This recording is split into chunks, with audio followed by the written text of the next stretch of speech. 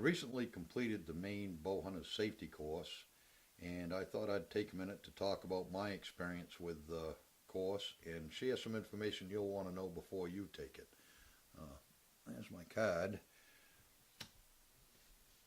This is a internationally accepted course, so if you're planning a trip out of state or if you're going to go to Canada or even Africa bow hunting, this course will cover your needs. If you're new to bow hunting and don't have a bow yet, don't worry, you don't need to have one to participate in the class. To find all the information that you'll need to know about the course, Google Maine Bowhunters Safety Course or Maine Archery Safety Course, and when the search comes up, click on the link for the Inland Fisheries and Wildlife, and I'll leave that in the description down below if you want to use that instead. When you get to the Inland Fisheries and Wildlife page, you'll notice at the top there's 3 different ways to take the course now. I'm not going to go through all of that, but you can read through that information and decide what best fits your needs. At the bottom of the page there's a list of all the upcoming courses, where they are, when they are, and what type of course it is, and contact information so you can schedule your course with an instructor.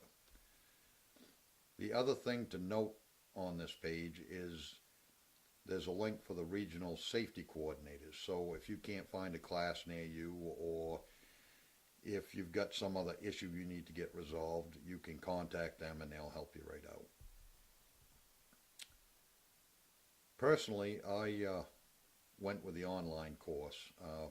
If you're planning on taking one of the other 2 courses there, you'll want to continue to watch there. There's some other pertinent information that I'll be sharing as I go along.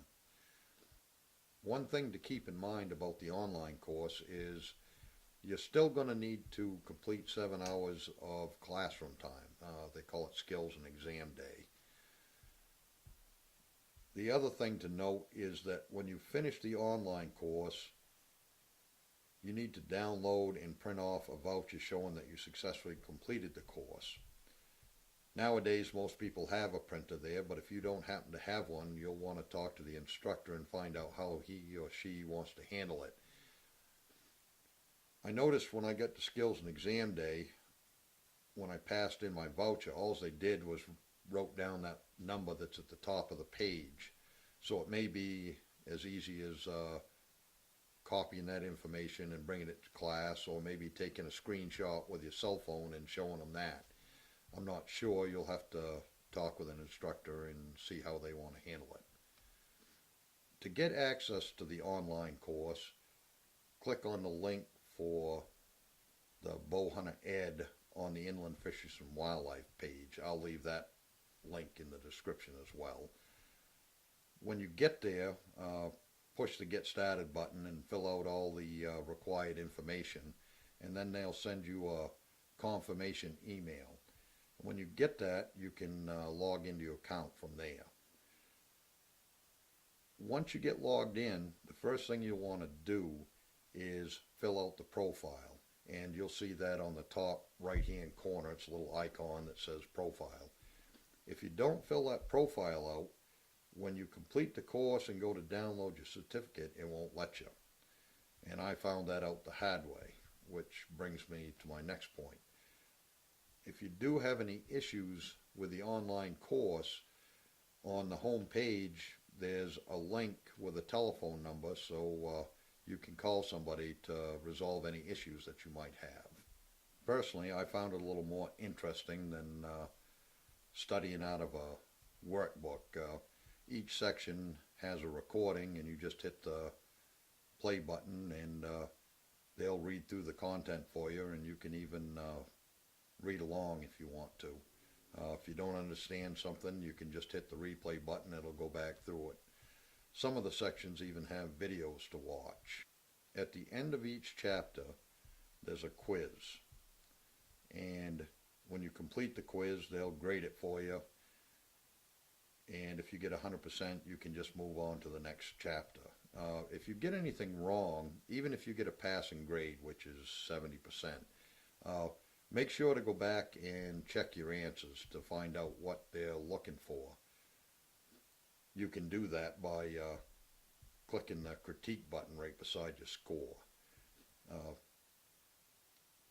a lot of the questions that they ask, which all of these are multiple choice by the way, have more than one right answer, and they're looking for the best answer. And I'll give you an example. One of the questions is, why is bow hunting more difficult than rifle hunting? One of the answers is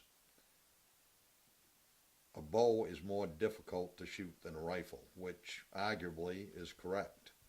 Uh, the answer that they were looking for is you have to be closer to the game with a bow than what you would with a rifle. So it's important to make sure you know what they're looking for. All of the questions on the final exam for the online class and skills and exam come directly from these quizzes. So the better you do on the quiz, the better you're going to do on the final exam. For those of you that are planning on taking one of the other two courses, this is the workbook that you'll be working out of. And it's set up the same way as the online course.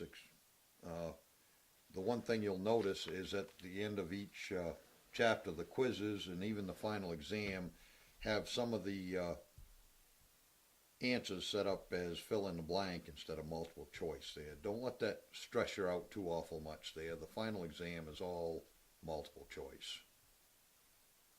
Once you've completed the online course and you're ready for the skills and exam day, there's a few things that you're going to need to bring. One of them is a compass, and they're looking for a flat, clear compass like this so that you can lay it on a map and orient the map. I noticed at the class that I was in, there was a lot of people that brought these round ones in, and I guess it's not that big of a deal there. They didn't throw anybody out. But if you can find one of those flat compasses, that's what they're looking for. You're also going to need a survival kit. On the Bowhunter Ed home page and on the Inland Fisheries and Wildlife page, there's a link that shows everything that's required in the survival kit. I'll leave a link to that in the description as well. So just go through that information and make sure that your survival kit is up to snuff. You'll also need to have a copy of the voucher showing that you successfully completed the online course if you did the online course. The course costs $5. It seems though nowadays nobody carries cash with them, so just make sure you got $5 when you get to the classroom. The skills and exam day there, basically they go over safety issues, map and compass, some state laws. They go through your survival kit.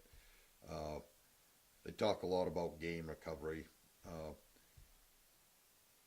The final exam is all multiple choice, and if you did all right on the online course there, you shouldn't have any problem passing it. Overall, I thought it was pretty interesting. You know, I've hunted my whole life. I'm a registered Maine guide. I think if you go into it with an open mind and pay attention there, there's always something to learn. For those of you that are new to bow hunting there, you might want to check out my YouTube channel. I've never bow hunted myself before, and I thought it'd be interesting to document my journey transitioning from a gun hunter to a bow hunter. And I'm going to cover everything that I do there, from learning how to shoot a bow and how I progress with that, how I go about scouting for bow hunting, picking a stand and setting it up for bows, even hopefully harvesting some game. So if that's something you think you're interested in there, make sure to check out my channel.